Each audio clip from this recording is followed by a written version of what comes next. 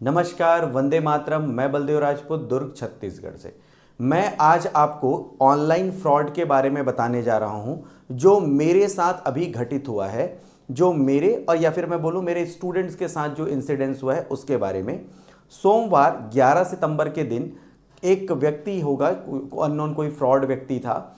उन्होंने क्या किया कि मेरे इंस्टाग्राम अकाउंट के फ्रंट पेज की तरह उन्होंने एक अलग पेज बनाया, एक अलग इंस्टाग्राम अकाउंट बनाया और नए इंस्टाग्राम अकाउंट से उसने मेरे सारे फॉलोअर्स या मेरे स्टूडेंट्स को मैसेज करना चालू किया। अब ये मैसेज करने से हुआ ये कि काफ़ी सारे बच्चों ने उनके फ्रेंड रिक्वेस्ट को एक्सेप्ट किया। जिन्होंने भी उनका फ्रेंड रिक्वेस्ट एक्सेप्ट किया उनसे वो अलग अलग जो पैसे हैं उनकी डिमांड करने लगा कि मैं अभी मुसीबत में हूँ, मैं अभी हॉस्पिटल में हूँ, मुझे 5,000 दे दीजिए, मुझे 3,000 दे दीजिए। चूँकि बच्चों को लगा कि ये पैसा मैं मांग रहा हूँ, तो बहुत सारे बच्चों ने बहुत सारा अमाउंट जो है वो उस अननोन पर्सन या जो फ्रॉड व्यक्ति है उसके अकाउंट में भेज दिया। फ़ोन पे, पेटीएम या गूगल पे के थ्रू उसने अपना क्यूआर कोड दिया, उन्होंने अपना नंबर दिया और उस नंबर पे काफ़ी सारे बच्चों ने ट्रांजैक्शन किया। मुझे इसकी सूचना थोड़े देर के बाद मिली, जब एक बच्चे ने मुझे फ़ोन करके बताया कि सर मैंने जो आपको पेमेंट किया था वो आपको पहुंचा है या नहीं। तब मुझे इस बारे में पता चला। जैसे ही मुझे पता चला, मैंने अपने व्हाट्सएप में, इंस्टा में और एफबी अकाउंट में अलग अलग जो है वो मैसेज डाले कि जो भी व्यक्ति आपको फेक इस तरह से मैसेज कर रहा है उसके किसी भी मैसेज का रिप्लाई ना करें, उसके खिलाफ इंस्टा, एफबी या व्हाट्सएप में जो है कंप्लेन दर्ज करें। और मैंने कभी किसी बच्चे से आज तक कभी भी सोशल मीडिया प्लेटफॉर्म पर पैसा नहीं मांगा है, ना ही मुझे इसकी आवश्यकता है अभी। अगर मुझे कभी पैसों की आवश्यकता होगी तो मैं यूट्यूब में आकर आपको डायरेक्ट बोल सकता हूँ। मुझे इस तरह के सोशल मीडिया हैंडल्स पे जाने की ज़रूरत नहीं है।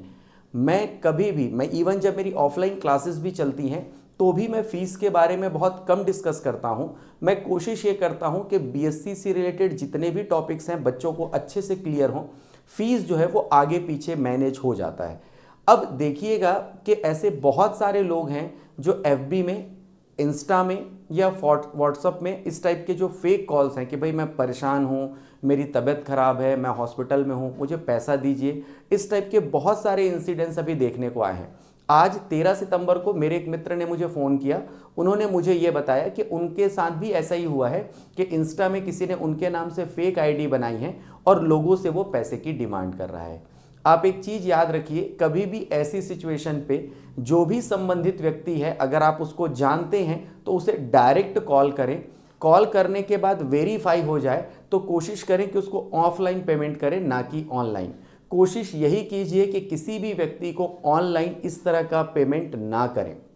आप सभी से निवेदन है, क्योंकि जब ये पूरा इंसिडेंस हुआ तो मैं जो अपने पास में जो एक थाना है जिसे मोहन नगर थाना दुर्ग कहते हैं, वहाँ पर गया कंप्लेन लिखाने के लिए बच्चों की कि बच्चों के साथ ऐसा ऐसा फ्रॉड हुआ है। तो उनको इस मामले में कोई भी जानकारी नहीं थी। उन्होंने कहा कि ये साइबर सेल का मामला है। तो मैंने पूछा कि साइबर सेल का ऑफिस कहाँ पे है दुर्ग भिलाई में। तो उन्होंने मुझे बताया कि सेक्टर 1 भट्टी थाना के बगल में एक साइबर सेल का एक ऑफिस है, आप वहाँ जाइए और वहाँ अपनी ये जो कंप्लेन है उसको रजिस्टर कराइए। मैं जिन बच्चों ने भी पेमेंट ट्रांसफ़र किया था उनका यूटीआर नंबर लेकर उस जगह पे गया। जाने के बाद मुझे पता चला कि साइबर सेल का जो सर्वर है वो लूज चल रहा है या नेटवर्क वहाँ ठीक से काम नहीं कर पा रहा है। अब आप ये सोचिए कि साइबर सेल की अगर ये स्थिति है कि वहाँ जो सर्वर है वो प्रॉपर तरीके से काम नहीं कर पा रहा है, तो आप क्या उम्मीद लगा सकते हैं कि मालूम वो जो व्यक्ति होगा जिन्होंने ये फ्रॉड किया है ऑनलाइन उसको पकड़ा जाएगा।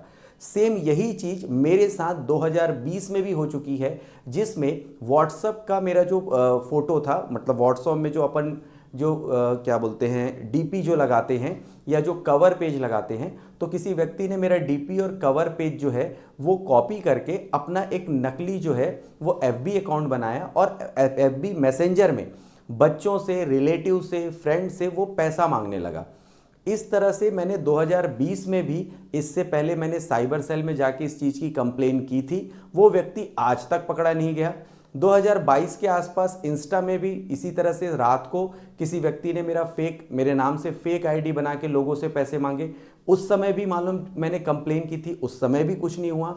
लेकिन अनफॉर्चुनेटली इस बार ऐसा हुआ कि 2-3 बच्चे जो हैं वो इसकी चपेट में आ गए, जिसकी वजह से काफ़ी पैसा उसको चला गया। अब देखिएगा इससे होता क्या है, आप ये चीज़ समझिए कि मालूम अब हम जिस छत्तीसगढ़ में रहते हैं या फिर अगर आप कहीं पे भी रहते हैं, वहाँ पर इन सब लोगों को पकड़ पाना लगभग नामुमकिन है। जब मैंने साइबर सेल के लोगों से बात की तो उन्होंने बताया कि हमारे टीआई साहब के जो व्हाट्सअप है, सॉरी जो इंस्टाग्राम है, जो एफबी है, वहाँ से उनको मैसेज आता है कि आप पैसा ट्रांसफ़र कीजिए। तो एक जो वो साइबर सेल के लोग हैं वो इन चीज़ों को समझते हैं। आज के टाइम पे ये स्थिति है कि अगर मैं चाहूँ तो भाई मैं आपका जो कॉन्टेक्ट नंबर होगा उसमें एक ऐप होता है, उस ऐप में आपको किसको कॉल करना है और उसके मोबाइल पे कौन सा नंबर दिखाएगा ये तक आप डिसाइड कर सकते हो। यहाँ पर बहुत सारे लोग जो हैं वो ठगी के शिकार हो रहे हैं। आप कोई भी ऑनलाइन ट्रांजैक्शन करें तो पहले संबंधित व्यक्ति से पूछ लें, जब वो चीज़ कंफर्म हो जाए तभी आप अपने पैसों को ट्रांसफ़र करें। इस टाइप की ठगी से बचें, सावधान रहें, सतर्क रहें। आपको मैं एक चीज़ इस वीडियो के माध्यम से क्लियर कर देता हूँ, मैंने आज तक अपने परिवार के किसी भी व्यक्ति से कभी ऑनलाइन पैसा नहीं लिया है, ना ही ऑफलाइन पैसा लिया है, ना ही मैंने कभी किसी स्टूडेंट को ऑनलाइन जो है वो बोला है कि भाई मेरे को पैसा ट्रांसफ़र कर दो। तो इस टाइप का किसी भी नकली या फ्रॉड टाइप के लोगों से दूर रहें। कोई भी व्यक्ति, इवन आपके जो गार्जियन हैं, आपके छोटे भाई, बड़े भाई, फ्रेंड्स, अगर उनका भी कभी कॉल आता है, बोलते हैं कि भाई हमारा एक्सीडेंट हो गया है, आपको हॉस्पिटल में एडमिट कर रहे हैं, आप जो है हमको इतना पैसा इस नंबर पे या इस क्यूआर कोड पे भेज दें, तो कभी ऐसी गलती ना करें। फ़ोन काटने के बाद एक बार अपने नंबर से पुनः उसी नंबर पे कॉल करें ताकि ये वेरीफाई हो सके कि वो व्यक्ति जो है वो वही है कि कोई दूसरा जो है वो फ्रॉड कर रहा है आपके साथ। आज के टाइम पे किसी के पास नैतिकता नाम की कोई चीज़ नहीं है। हमारा प्रशासन, चाहे वो राज्य सरकार हो या केंद्र सरकार हो, साइबर के लिए हमारे देश में कोई एकदम टफ और स्ट्रिक्ट रूल्स नहीं हैं, जिसकी वजह से इन चीज़ों को बढ़ावा मिलता है। तो आप सभी से सिर्फ एक ही निवेदन है कि कभी कोई भी व्यक्ति अगर मेरे नाम से आपसे पैसा मांगता है या मेरे आईडी से तो कभी होगा नहीं, लेकिन अगर कभी मेरे नाम से या मेरा फेक आईडी बना के या कभी आपके मैसेंजर में या इंस्टा जो मैसेज है अगर उसमें आपसे पैसे मांगता है तो कृपया ना दें। इस तरह के फ्रॉड से बचें। अगर मुझे कभी आपसे भविष्य में किसी भी प्रकार की आर्थिक सहायता की आवश्यकता होगी तो मैं डायरेक्ट अपने YouTube चैनल पे आकर आप सभी को बोल दूंगा। मैं उम्मीद करता हूं कि इस तरह के लोगों से आप बचे रहेंगे। तो मिलते हैं अगले वीडियो में, तब तक के लिए जय हिंद, वंदे मातरम।